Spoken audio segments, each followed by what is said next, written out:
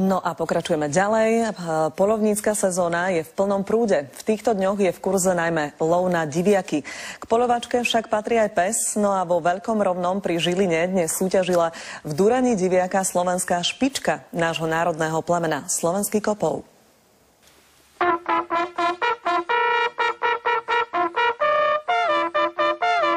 Iba 7 najlepších psov slovenských kopovov sa mohlo zúčastniť najvyššej súťaže. Úlohou psa je vyhľadať diviaka a zotrvať na mieste. V ťažkom teréne to niekedy môže byť veľký problém. Aby pes vôbec našiel diviaka, potrebuje nielen dobrý vietor, ale aj dobrú výchovu a disciplínu. Naše temperamentné plemeno si obľúbili aj Švédi. Tam nepomáha loviť diviaky, ale losy. Slovenský kopov vo Švédsku je vnímaný ako kráľovské plemeno.